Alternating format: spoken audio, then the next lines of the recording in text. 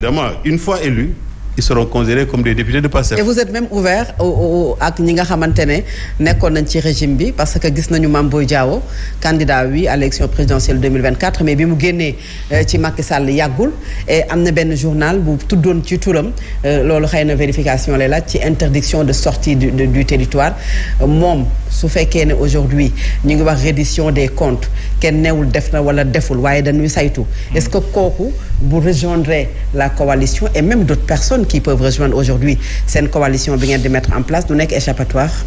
Non, c'est pas un échappatoire. Mame Boye, ce que j'ai lu, c'est vrai que je l'ai lu en diagonale. Jàng naa communiqué. Je ne pense pas que dafa rejoindre coalition. Dafay soutenir les listes Pastef. C'est-à-dire bu campagne amee. muru ko foofu ko farim rek de. Oui, d'accord. Bu campagne amee day battre campagne.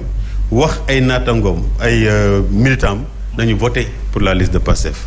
C'est-à-dire que bokkul ci beneen coalition mais dafay ci les candidatures qui vont arriver les listes qui vont compétir moom pour le moment jàpp na ne Pastef moo ci gën mu choisir ko léegi nag le reste vous savez quelquefois on prête des intentions au pouvoir Diomaye yoo xam ne ce ne sont pas nos intentions. gis nga bu reddition des comptes amee. bu dee Mamadou Lamine Diante bu bokk Diomaye président. da cee laale. Diomaye du ko protéger.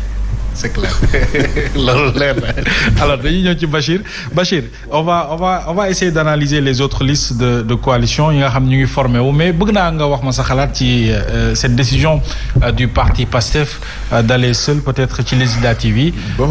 ak coalition Diomaye ni mu tëddee. Écoutez Lamine Diante PASTEF ne va pas seul. Sauf que c'est les autres qui iront sous le nom PASTEF. Tout à fait. Donc, dans tous les cas, ils seront considérés comme des députés PASTEF. Oui. Donc, quelle que soit leur identité, la jalousie qu'il a développée et tout, si par exemple Mamadou Lamine Diante était investi, bu demee assemblée, il ne représente pas son mouvement. Tout à fait. Il va représenter PASTEF. C'est l'idée. Non, amul c'est l'idée. C'est le fait qui va montrer ça. C'est ça. Malgré qu'il puisse dire que lii ak yooyu noonu. Donc même avec ça, au cas où demain il y aurait, disons, friction ou mésentente entre moom avec ses alliés là ak Pastef. Non, Pastef mën na ko dàq. Parce que il suffit de prouver que Mamadou Lamine Diante a des activités qui ne sont pas les activités du parti qu'il a investi pour qu'il soit viré de l'Assemblée nationale. Moo fi daloon Mimi Touré. Parce que Mimi Touré n'a jamais dit j'ai démissionné de l'APR. Elle n'a jamais dit ça. Et pourtant on l'a viré de l'Assemblée nationale. Parce que waa APR ne nañ dans sa démarche wane na ni bokkatul APR. Donc aujourd'hui lu ñuy def nii il y a aucune garantie que les députés qui seront investis demain sous la bannière PASTEF qu'ils ne pourraient pas être exclus de l'Assemblée. Aucune. Et pourtant les autres formations dans la coalition ñoom gis nañu ne loolu bon. dérangé wu leen ils décident de. Non mais c'est que nag xam nga nag aussi. Je vais peut-être le taquiner lui. Mais bëri na ay mouvement parti yóbbaale ma dans la coalition Diomaye président et autour de Sonko. bëri na ñoo xam ne ils ne sont que des coalitions de non ou des partis de non ou des mouvements de non ça aussi il faut le dire. Parce que il y a eu un opportunisme politique pour beaucoup lui c'est pas son cas. Moom il a été dans Yewwi Askan Wi aux élections en juillet 2022 à janvier 2022 après ñoom ils ont créé je pense LACOS xawma LICOS. C'était les leaders alliés pour la candidature de Ousmane Sonko. bokkul ak ñi nga xam ne dañoo toog entre. dàq nañ leen wala amuñu parrainage ñu ne je rejoins la coalition Diomaye c'est différent. Maintenant il y a eu beaucoup d'opportunisme moom du ko wax mais man dinaa ko wax. Il y a eu beaucoup d'opportunisme autour de cette coalition là parce que c'était la coalition qui avait le vent en poupe. ñu doon analyser un temps soit peu xamoon nañ ni que Ousmane Sonko joxoñ dina gagner élection yi. donc bu ñu la déggee mooy les 54% Pastef c'est pertinemment que ne moom moo ko am moom moo ko. non c'est-à-dire qu'il ne s'agit pas de telle personne. non les 54% pour man. à 60% Pastef la.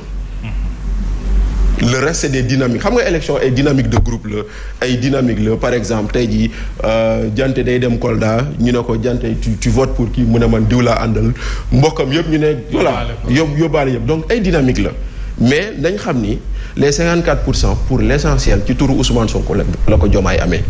ci barke Diomaye la Ousmane Sonko ci barke Ousmane Sonko la Diomaye nekkee président ça il faut être comme ça il faut le dire maintenant à part de là maintenant da ngay gis ni tey jii nii ñii di wootee ak yooyu doon boo seetloo dans d'autres circonstances ñoom ñëppay rebuffé wu mais tout le monde a dit on soutient.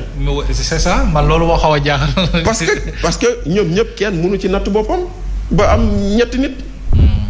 c'est ça la vérité. ñoom bu ñu àndee Pastef day dem mais Pastef bu àndut ak ñoom duñ dem. c'est ça la vérité. kon tey jii nii maintenant est-ce que maintenant ce que veut faire le Pastef. les Sénégalais vont y adhérer pour comme ñoom nuñ ko bëggee. c'est ça la question est-ce que le risque par exemple ñu am majorité ñu dem ci formule boobu nga xam ne il y a en face des coalitions yu nga xam ne ñi ko composé c'est des ténors politiques. Wow. Est-ce que Pastef jëlu risque par rapport ak. non mais formule bi ni mel. bon en fait c'est pour man. Ce qui m'aurait surpris c'est de Pastef de dire soxlawuma leen mais Pastef waxul loolu en réalité. Pastef dafa ne soxla naa leen mais da ngeen di ñëw bootu sama ginnaaw. da ngeen di ñëw ci sama liste newul kaa la ñuy def coalition. mais dañuy ñëw turu Pastef la ñuy demee récépissé Pastef la ñuy demee sigle Pastef la ñuy demee kaay leen ngeen bootu sama ginnaaw. ñu ko d'accord dem ñu ko d'accordul jël seen yoonu bopp. maintenant après. Au résultat on verra ce que ça donne. mais au résultat justement. même si ànd na ak ñi muy àndal. ouvert aujourd'hui à d'autres formations politiques. ñu ñëw rejoindre ko sous peut-être li nga xam ne moom mooy këyitu moom Pastef lay doon. mais dafa jàkkaarloo ak ñoo xamante ne muy wax l'ère des grands ensembles Khalifa Sall ak ñi mu àndal. Déthié Fall Bougane Gueye Dany Anta Babacar Pape Djibril Fall ak Thierno Bocoum.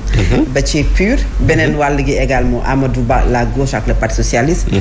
wàll gële APR PDS. je pense même Rewmi aussi. Rewmi aussi et peut-être même Bokk Gis Gis. parce que gis waaw. mais ñooñu ànd ñooñu noonu ñëpp.